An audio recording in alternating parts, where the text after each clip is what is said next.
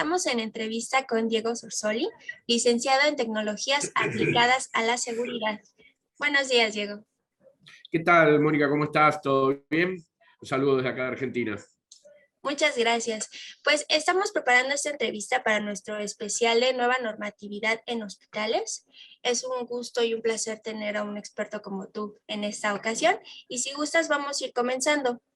Considerando la situación actual mundial, en materia de salud, ¿cuáles son los principales riesgos de seguridad en hospitales? Bueno, encantado de estar acá participando nuevamente con ustedes, que ha sido un placer haber dado la conferencia el año pasado y volver a tener contacto con ustedes, los considero amigos, así que es un placer. Bueno, te cuento un poquito. Dentro de lo que es la amplia gama de riesgos a los cuales uno está expuesto, entendiendo como riesgo, y muy sintéticamente, aquellas situaciones o condiciones que pueden poner en peligro tanto a la organización como a las personas que lo integran. Existe lo que se llama riesgo inherente, es decir, riesgo que pertenece a la actividad en sí. Dentro de lo que es el ambiente del hospital, de los hospitales públicos, la Organización Mundial de la Salud detectó o nombró 7 clases de riesgos que son inherentes, dedicados específicamente a lo que es la actividad de hospitales. Y entre ellos tenemos los riesgos biológicos, que son aquellos que tienen vinculación directa con los virus y demás cuestiones relacionadas a las enfermedades patógenas, los riesgos químicos, que están relacionados con aquellos productos como los ácidos y demás cuestiones que pueden llegar a afectar la salud, los riesgos ergonómicos, que son aquellos derivados de las malas prácticas en lo que es las posiciones del cuerpo, levantar peso y demás, los riesgos psicosociales, que son aquellos riesgos emanados del ser humano, es decir, cuando, por ejemplo, detectamos situaciones de violencia, sobre todo en zonas críticas del hospital, como son las guardias de emergencia. Y después tenemos riesgos relacionados al fuego, a las explosiones y a la electricidad, que son riesgos ya inherentes a lo que denominamos la infraestructura hospitalaria, es decir, ya están más relacionados a lo que es la parte edilicia del edificio, de la institución. Nosotros nos enfrentamos más, o sea, los riesgos más comunes a los que nos enfrentamos son los riesgos psicosociales, que son aquellos emanados por la violencia que puede presentar familiares de pacientes que llegan en estado alterado, sobre todo a las guardias, y lógicamente a los riesgos biológicos, y esto quedó expuesto de manera brutal con la aparición de la pandemia por COVID-19. Muy sintéticamente te estoy dando un panorama más o menos los riesgos a los que nos enfrentamos. Claro. Ahora, ¿nos podrías explicar en qué consisten o cuáles son las características de la seguridad física, electrónica y de prevención de riesgos que se necesitan para un hospital? ¿Cómo no? Bueno, en principio tenemos la seguridad física, que es aquella integrada por personas, es decir, la componen el recurso humano. En nuestro país, en Argentina, nosotros tenemos los hospitales públicos asistidos por tareas de prevención y seguridad, que está llevada adelante por empresas, empresas de seguridad privada en algunos hospitales, y en otros, como el hospital donde trabajo yo, está conformado el servicio dentro, o conformado por personal propio del hospital, lo cual es una gran ventaja, porque al ser personal propio conoce de manera íntima la idiosincrasia, el funcionamiento, las características del hospital, y además uno genera cierto sentido de pertenencia, es decir, uno pertenece al hospital. Y no sufre lo que sufren las empresas de seguridad privada generalmente, que es la rotación constante de personal, es decir, ahí hay una diferencia bastante grande. Nosotros pertenecemos a la institución, en mi caso hace 17 años que trabajo, así que imagínense el sentido de pertenencia que nos despierta. Pero además de eso, también tiene una característica particular, que nosotros nos desarrollamos como profesionales en un entorno que es el del hospital. Esto viene a cuenta de que cuando uno pertenece a una empresa de seguridad privada, dependiendo de las necesidades de la empresa, puede llegar a sufrir la rotación de objetivos. Entonces, de repente tenemos un agente de seguridad privada que cubre objetivos en un barrio cerrado, en un banco, en un puerto, en un aeropuerto, y de repente puede pasar a un hospital. Bueno, acá hay una cuestión, porque lógicamente los objetivos son totalmente diferentes, y nosotros lo que vemos, en mi caso yo soy docente, desarrollo el curso de seguridad hospitalaria en un instituto, y yo con lo que me encuentro cuando doy clases es que los agentes me comentan, o sea, los agentes vigiladores de seguridad privada me comentan siempre que cuando de repente cubren objetivos como los que le enumeraba antes y llegan a un hospital, se encuentran con una situación totalmente diferente. Es decir, yo siempre hago la salvedad de que nosotros en un hospital nos encontramos en una situación muy sensible. Es decir, nosotros el principal recurso con el que vamos a actuar es el recurso humano. Entonces, y en estado de necesidad, es decir, cuando uno llega a un hospital, lógicamente, primero nadie quiere ir a un hospital, eso estamos claros. Pero además de eso, uno tiene que, además de la capacitación en la actividad en sí, tiene que trabajar en desarrollar aquellos componentes de sensibilidad en cuanto al trato humano, porque nosotros, sobre todo quienes trabajamos o hemos trabajado mucho en guardias de emergencia, nos enfrentamos de repente a situaciones muy fuertes desde el punto de vista de la salud, cuando de repente recibimos pacientes accidentados en accidentes de politraumatismo y diferentes cuestiones. Entonces tenemos que, ni hablar la parte de pediatría, entonces nosotros tenemos que desarrollar esa empatía con la persona que ingresa al hospital, para de esa manera no solamente ejercer nuestro trabajo como prevención y seguridad, que es fundamental, sino además podernos desarrollar en ese entorno y no resultar dañado al punto de vista psicológico, porque, como te decía, nos encontramos con cuadros a veces muy graves y situaciones muy sensibles, y si uno no, de alguna manera no genera ese anticuerpo, realmente te vas a tu casa bastante dañado. Entonces uno, cuando forma al personal, trabaja en eso, no solo cumplir o cubrir o entender su tarea, sino además entender que estamos en un trato permanente con personas. Eso en cuanto a la seguridad física. En cuanto a la seguridad electrónica, la seguridad electrónica está compuesta por todos aquellos elementos inherentes a lo que es la parte de hardware y software complementario de lo que es la actividad física. Por ejemplo, videovigilancia, cámaras, domos, sensores, controles de acceso. En este caso, con la aparición de la pandemia por COVID, se incorporaron muchas cámaras con sensores de temperatura, elementos de mano, como por ejemplo los termómetros de mano para tomar la temperatura a los ingresos de los hospitales. Es decir, toda aquella tecnología que va a apoyar o va a servir de herramienta complementaria a lo que es la seguridad física.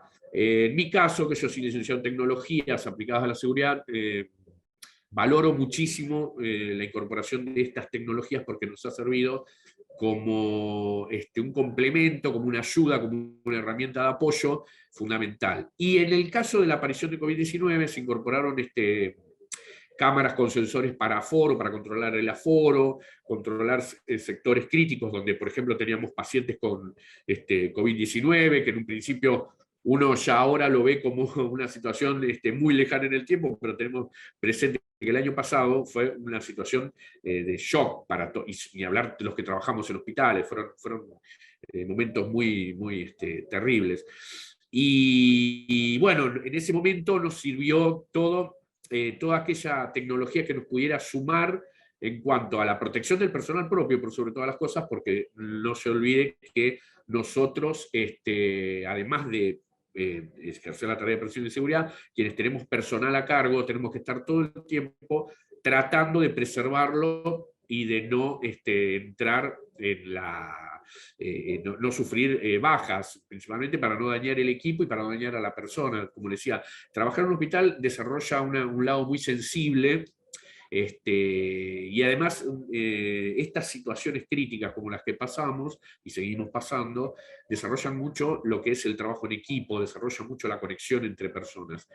Entonces, una de las bases o de las patas que nos apoyamos fue en la seguridad electrónica, de manera complementaria. Y la tercera se me pasó, era seguridad física electrónica, y me decías la tercera.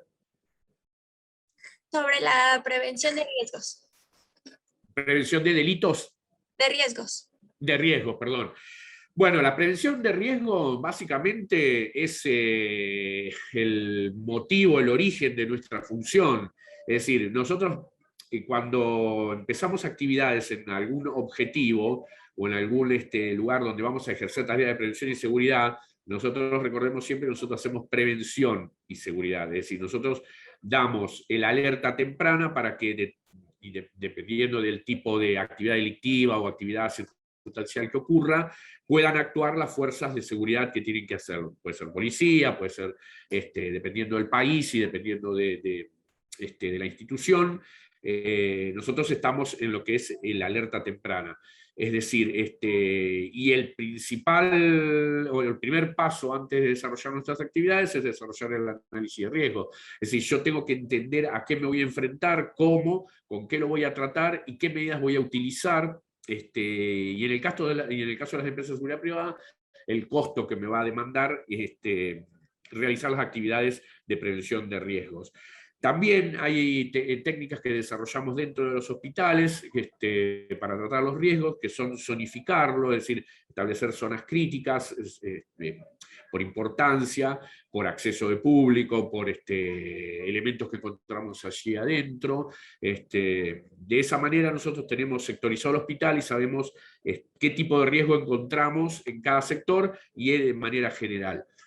Como te decía al principio de la charla, los riesgos que nos enfrentamos están muy marcados y en el caso de los hospitales públicos, nosotros lo que tenemos que tener presente es que además de los riesgos comunes, que son por ejemplo la prevención del delito, y todas aquellas actividades que puedan originar algún tipo de conflicto dentro del hospital, se nos sumó los riesgos biológicos que eran los dependientes del posible contagio con virus.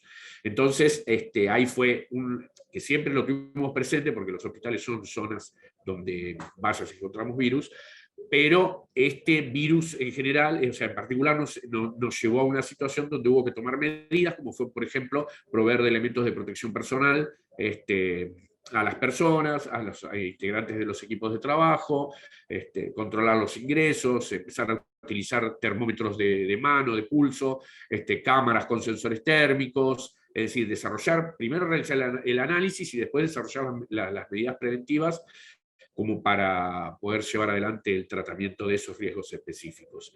Existen varios modelos de análisis de riesgo. Particularmente yo elijo el método Mosler, que es un método científico de análisis cualitativo y cuantitativo, para que me permita determinar qué tipo de riesgos y qué nivel de incidencia puede tener. Pero tenemos que tener presente siempre que tanto el ámbito de la seguridad como la posibilidad de enfrentarnos a riesgos, de alguna manera son dinámicos, entonces hay que estar, además de desarrollar el análisis de riesgo y de desarrollar e implementar el programa de prevención y seguridad, tenemos que estar auditando constantemente para saber y conocer los cambios que se van produciendo. Tenemos en cuenta que la seguridad es dinámica, es decir, el tratamiento debe ser y la atención debe ser constante. Así que bueno, en eso estamos desarrollando constantemente metodologías de análisis como para enfrentarnos a los nuevos riesgos que nos demandan los tiempos que estamos atravesando. Retomando un poco la información que nos acaba de comentar, ¿cuáles son estas nuevas normativas en hospitales? Bueno, perfecto. Sí, las nuevas normativas con respecto a los hospitales, si tomamos en cuenta que todo comenzó a principios del 2020, es como una época de quiebre en el tratamiento de lo que era la prevención y seguridad dentro de los hospitales. Esta situación específica que fue una pandemia que nuevamente azotaba lo que es la población, lo que obligó a quienes trabajamos en prevención y seguridad, porque fuimos uno de los sectores más golpeados en cuanto a la actividad, la actividad en los hospitales creció exponencialmente debido un poco a que también se empezó a duplicar, a triplicar la tasa de contagio. Esto provocó que la gente, lógicamente, con un problema de salud, acudiera a los hospitales. Y eso generó tanto a los gobiernos de cada país la necesidad de empezar a adaptar los protocolos que ya tenían, las normas que ya tenían, los marcos normativos que encuadraban la actividad, y readaptarlos a esta nueva situación. Así es como, por ejemplo, a nosotros en nuestro caso en la República Argentina, el Ministerio de Salud empezó a generar nuevos protocolos en cuanto al tratamiento de la persona en la etapa de posible contagio o de contagio consumado, el post-contagio, es decir, tratar al trabajador y a su grupo familiar en la situación completa.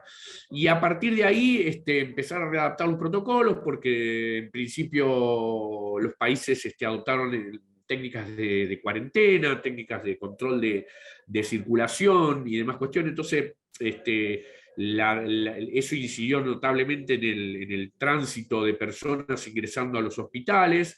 Lógicamente, hubo en un principio menos movimiento, pero después cuando las tasas de contagio empezaron a multiplicarse, nuevamente en los hospitales recibimos pacientes en estado de necesidad de atención por parte de sentirse expuestos a la pandemia. Entonces, en nuestro caso, en nuestro país, se readaptaron los protocolos para proteger al trabajador y además generarle a la población que necesitaba asistencia los canales de tratamiento de la enfermedad.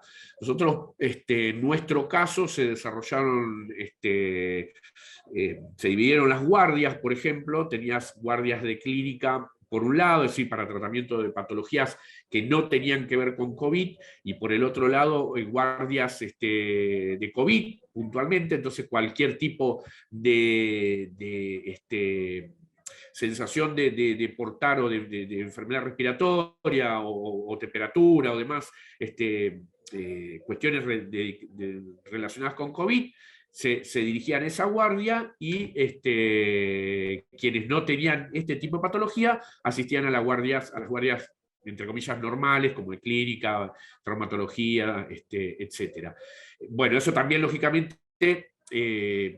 hizo que las instituciones tengan que desarrollar los protocolos de tránsito, de traslado de pacientes, readaptar los hospitales a la nueva situación, es decir, diseñar pisos de aislamiento, preparar al personal no solo de seguridad, de prevención, sino también al personal de enfermería, y todo esto lo que propició fue que sea una cuestión de necesidad para acompañar el proceso, desarrollar nuevos protocolos de tratamiento. Y bueno, un poco nos fuimos readaptando a la situación, teniendo en cuenta que fue tan cambiante, es decir, tuvimos picos, como pasó en todos los países del mundo, tuvimos picos en mesetas, después tuvimos picos de contagio muy elevados, después bajó, bueno, con la aparición, por suerte, de las vacunas, esta situación empezó a descender, y hoy estamos en una situación de relativa calma, pero lo que recomendamos siempre es no descuidarnos, es decir, nosotros tenemos como tendencia natural a, después de un pico de estrés terrible como fue el año pasado, empezar a descender. Cuando empezamos a descender, es ahí donde tenemos que tener cuidado, porque estas enfermedades, cuando bajamos la guardia, es cuando nos volvemos más vulnerables. Y bueno, con respecto a las nuevas normativas, se trabajó y se sigue trabajando en desarrollar protocolos que realicen la prevención y actúen sobre la situación del trabajador, pero además le generen a la gente, a la población en general que atendemos en los hospitales, el escenario indicado, el escenario atendiendo a las nuevas, a las patologías que sufren. Así que un poco se ha trabajado en conjunto, ministerios de salud con empresas y con organizaciones particulares y privadas, pero teniendo siempre presente eso, preservar también la salud del trabajador, es decir, no exponerlo más de lo que uno se expone y tratar de resguardar en el nivel máximo la exposición del trabajador a los efectos de esta pandemia. Perfecto. Ahora bien, si tuviera algún porcentaje o nos podría platicar, de acuerdo a su análisis, ¿en qué medida de inversión aumentaron los costos en los hospitales ante la implementación de estas nuevas normativas por COVID? Claro, bueno, esto un poquito relacionado a lo que veníamos hablando. Lógicamente las empresas cuando readaptaron su prestación o su capacidad de prestación, esto hizo que, por ejemplo, haya que invertir en equipamiento, porque como le comentaba al principio, el ingreso, se empezó a controlar los accesos a los hospitales. El primer punto de chequeo de la persona eran los accesos, donde se equipó con cámara con sensores de temperatura y elementos de toma de temperatura de mano, además que hubo que equipar al personal, porque recordemos que esta pandemia, este virus se traslada por el aire y una de las principales formas de contagio es la respiración, entonces se empezó a adoptar la utilización de mascarillas, de máscaras, de elementos como guantes, camisolín, dependiendo de la situación y dependiendo la zona donde uno tuviera que trabajar. Lógicamente que todo este equipamiento genera un costo, pero también hubo un incremento en los costos en lo que respecta a la ciberseguridad. Según diferentes estudios que uno analiza, creció la actividad de robo de datos con respecto a las historias clínicas electrónicas. Es decir, la pandemia lo que trajo es, lógicamente, cuando las tasas de contagio empezaron a multiplicarse, a crecer, aquellas personas que se internaban en hospitales y desarrollaban historias clínicas electrónicas, ofrecían datos, que era lo que buscaban aquellos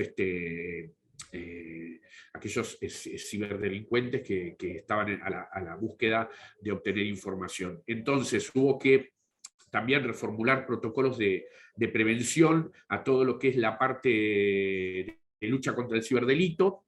Es decir, igual tengamos presente que cualquier elemento que uno tenga presente para dotar de mecanismos de control de posibles efectos de contagio es una inversión. Hay veces, o sea, hay situaciones en las que en general se lo toma como un gasto, pero tenemos que tener en cuenta, y sobre todo es función de nosotros, los profesionales de la seguridad, hacer comprender que todo este tipo de erogaciones son inversiones, porque yo, además de proteger al trabajador, protejo la información, que es un valor intangible, es un valor importante.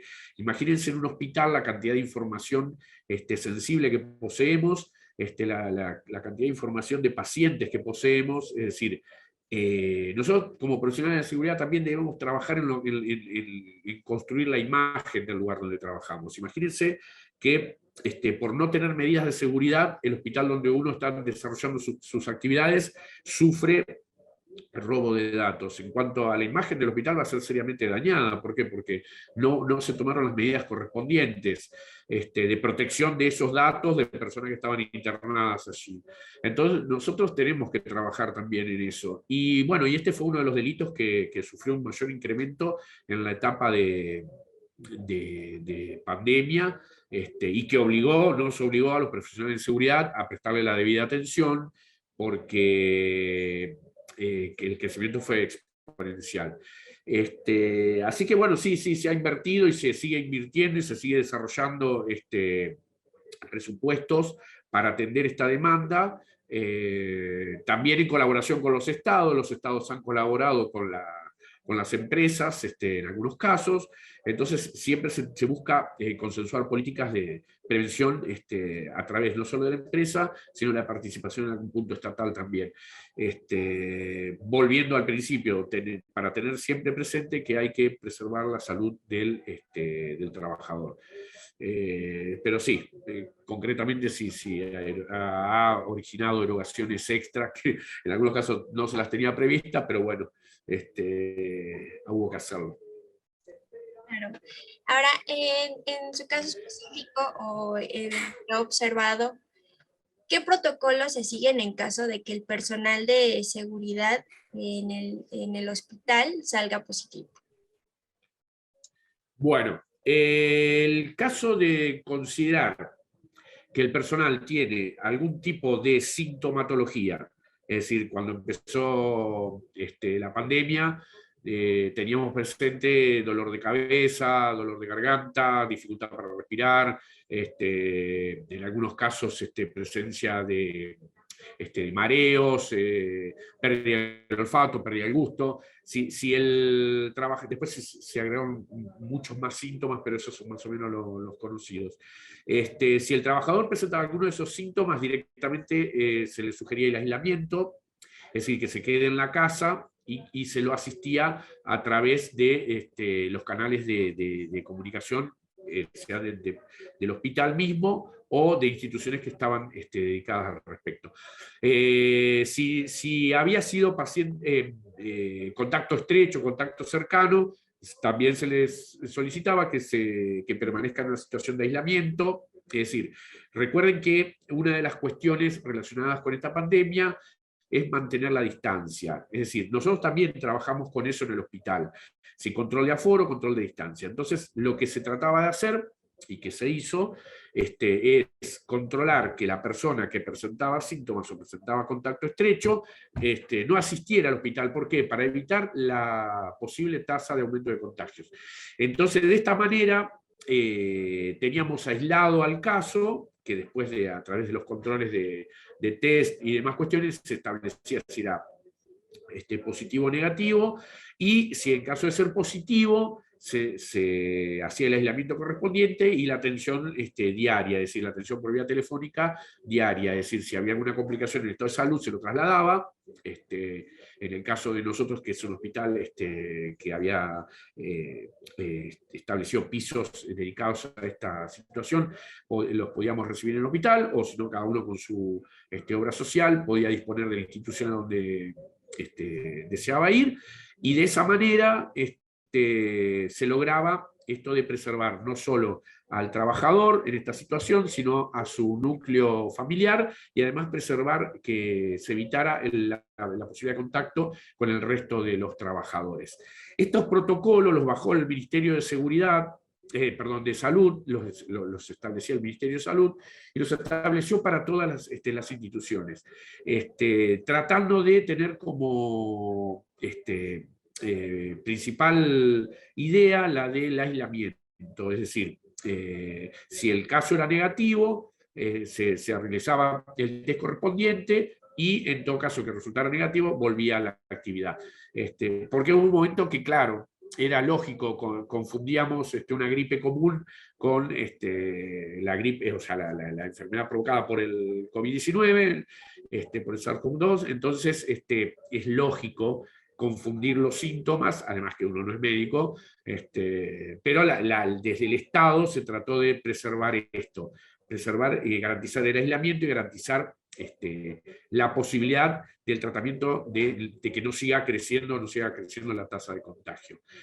Por suerte se logró, se trabajó bastante bien, y eso creo que fue una de las herramientas que posibilitó que no haya un crecimiento exponencial como ha pasado en otros países. Bueno, uno también fue aprendiendo con la experiencia. Nosotros, particularmente Argentina, el primer caso fue el 3 de marzo de 2020, o sea, ya veníamos con 2 meses de experiencia, digamos, entre comillas, de lo que venía pasando en otros países, y uno va tomando esa información. Más a uno que le gusta leer y le gusta informarse, ya veníamos viendo lo que pasaba en Europa, lo que pasó en Asia, entonces uno empieza como a tomar las medidas correspondientes. En el caso de nosotros, el Ministerio de Salud nos bajó nos dirigió los protocolos específicos, y a los que nos teníamos que atener, se desarrolló una oficina de información específica, con números de teléfono específicos, canales de comunicación específicos.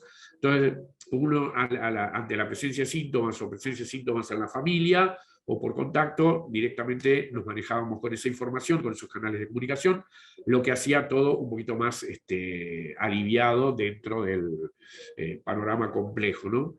Pero sí, se generaron protocolos y se generaron nuevas formas de actuar. Ok, y ya para ir finalizando, ¿cuál considera que será el panorama de la seguridad en hospitales para el 2022? Bueno, para el 2022 el panorama, o sea, la idea general es,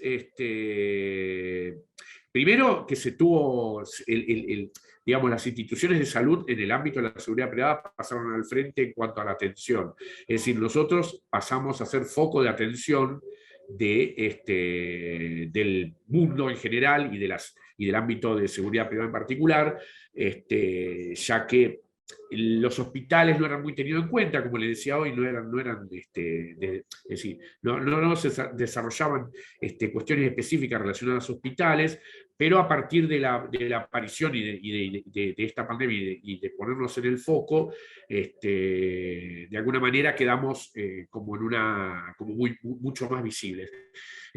Como se está trabajando de cara al 2022 es dotar al hospital, desde el punto de vista de las políticas de gobierno, de todos aquellos programas que garanticen aún más proteger la salud del trabajador. Esa es la idea, es decir, siempre se trata de proteger la salud del trabajador, pero hubo un elemento con el que no contábamos que podía provocar grandes males en la interrelación del trabajador con la comunidad y con su propia familia, y que fue la aparición de este tipo de pandemias, que ojalá sea la última, no creo, pero nos vamos a enfrentar en el futuro a otro tipo de pandemias. Entonces, de lo que se está trabajando y estamos trabajando es desarrollar desde la capacitación, desde la generación de herramientas de tipo protocolares, de programas de protección y de prevención, es decir, poniendo como objetivo y principal foco de atención la salud del trabajador. Para una vez garantizada esa parte, a partir de ahí sí ya empezar a desarrollar todos aquellos programas que nos permitan interrelacionarnos con el paciente, con la persona que nosotros recibimos. Lógicamente yo no puedo brindar mi trabajo de manera plena si yo no me siento seguro cuando estoy desarrollando mi trabajo, ¿se entiende? Entonces, es función principal de todos aquellos que somos profesionales y trabajamos en la formación y en la capacitación de personal, hacer hincapié en esto, en protegerse, proteger a su equipo de trabajo, proteger a su núcleo familiar, y entender que somos un elemento importante dentro de lo que es el funcionamiento de la sociedad. Entonces, si yo estoy bien, puedo brindar un buen servicio a quien necesita o a quien lo va a requerir en el futuro. Esa es un poquito, muy sintéticamente, la mirada que se tiene de acá hacia el futuro. Esto nos expuso, el virus nos expuso de una manera terrible y nos trajo un montón de enseñanzas también, por lo menos para quienes tratamos de aprender todo el tiempo. Nos enseñó que hay que poner el foco y no descuidar la salud de quienes vamos a ser el canal de contacto con aquellos que en el futuro lo van a necesitar. Entonces, un equipo de trabajo saludable es la mejor herramienta y capacitado y con conocimiento y con la cantidad de herramientas necesarias, va a ser el mejor elemento que podemos formar para recibir a todos aquellos que necesiten atención en el futuro. Es un poquito, muy sintéticamente, la idea de cómo vamos a desarrollar programas hacia el futuro. Muy bien. Ahora, ¿nos puede platicar un poco sobre su formación en el área de seguridad y cómo es que llega hace 17 años al Hospital Nacional?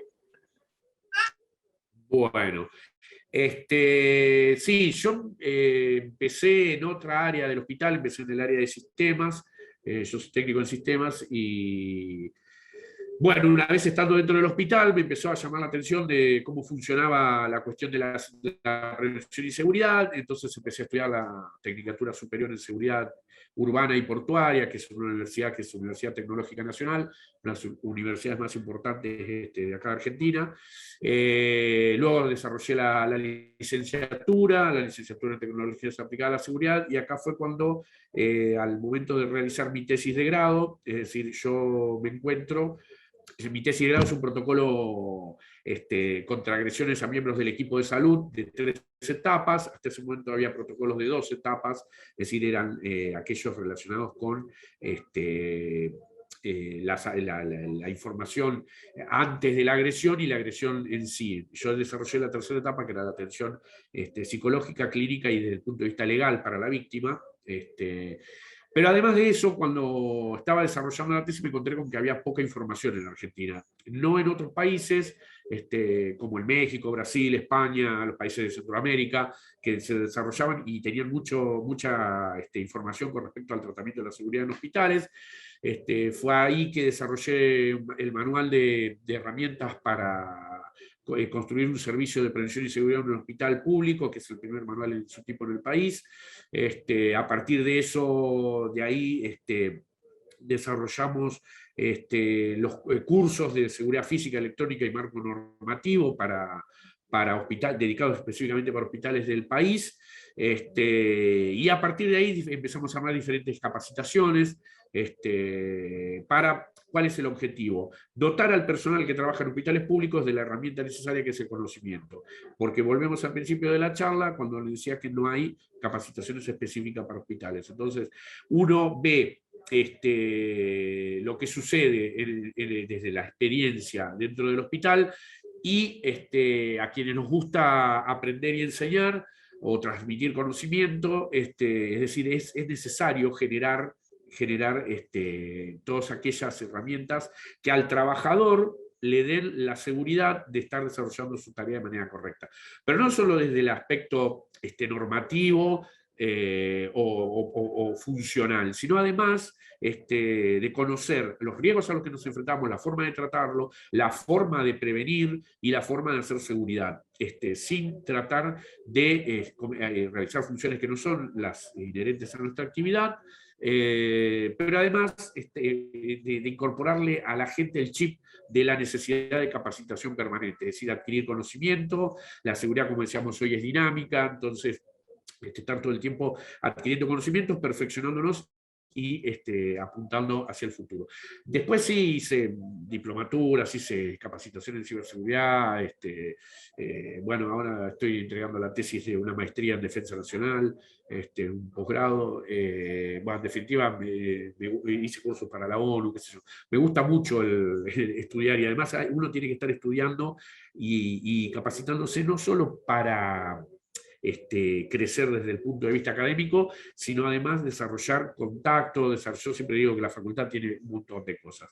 No es solamente el adquirir conocimiento, además es adquirir contactos, interrelaciones, expandir, y además entender que uno tiene que seguir capacitándose, porque el mundo va avanzando, y si nosotros no avanzamos con el mundo empezamos a retroceder. Entonces, la mejor herramienta que podemos desarrollar, y van a venir tiempos mucho más difíciles, es el conocimiento.